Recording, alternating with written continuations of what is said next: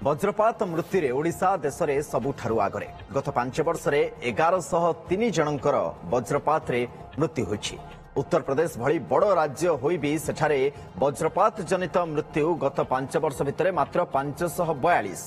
सुंदरगढ़, केन्दुझर और बालेश्वर रे वज्रपात मृत्यु अन्य जिला मानक ठारू अधिक रही। गवेषणा अनुसार ओडिशा रे खनिज पदार्थ भरपूर थिबारु वज्रपात अधिक होउछि, कारण खनिज पदार्थ विद्युत सुपरी भाई। आज जाए कौन ज्ञानकौशल आसीना जे निर्दिष्ट केउ स्थान में वज्रपात हेब तार आकलन करा जाय परिबो। गत 5 वर्ष में झारसुगुड़ा 72, बलांगीर में 55 जनकर वज्रपात मृत्यु होछि। वज्रपात जनित मृत्यु पाई 4 लाख टंकार अनुकंपा राशि सरकार देउछन्ति। वज्रपात प्रसंग में गृह में ए उत्तर रखिछन्ति राजस्व मंत्री सुरेश पुजारी। या सहित से कहते 2300 कोटी टंका विपर्यय परिचालना विभाग पाखे अच्छी, से 200 कोटी टंका क्षतिपूरण रखिछु। पांठी यथेष्ट अच्छी। राज्य बाहर वज्रपात रे ओडियांकर मृत्यु हेले सेमानकु क्षतिपूरण देबाकु सरकार विचार विमर्श करिवे बोली कहछन्ति राजस्व मंत्री।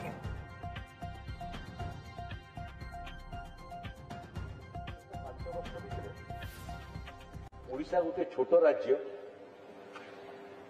यार मृत्यु संख्या हूँ महोदय भारत वर्षर सबु राज्य ठारू आम आगरे अच्छु। 11,003 विगत 5 वर्ष भितर ओडिशार मृत्यु संख्या हूँ 1103। उत्तर प्रदेश आम ठारू 5 गुण बड़ राज्य लोक संख्या दृष्टि और आयतन दृष्टि। उत्तर प्रदेश संख्या हूँ 542। आम तर 5 भागरू भागे आयतन दृष्टि और लोक संख्या दृष्टि हवा सत्वे आमटा हूँ 2 गुण अधिक। ये बाबद विभागीय अधिकारी एवं मेट्रोलॉजिकल डिपार्टमेंट जो माने विशेषज्ञ अच्छा महोदय मो कथबार्ता लगुच ओडिशा कहीं बेसी से प्रकृत में जहाँ वर्तमान बाबद गणेश्वर बाबू गवेषणा चली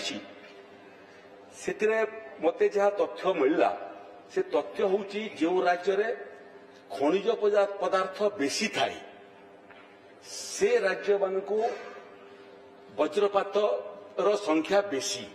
तार कारण मत जो पचारि मत उत्तर मिलला जे खनिज पदार्थ सब हूँ गुड कंडक्टर ऑफ इलेक्ट्रिसिटी। आप झारखंड रे, छत्तीसगढ़ रे, ओडिशा रे जो खनिज पदार्थ अच्छी से खनिज पदार्थ कारण आमर भर्नाबिलिटी बेसी आम बेसी ये वज्रपातर शिकार होचु।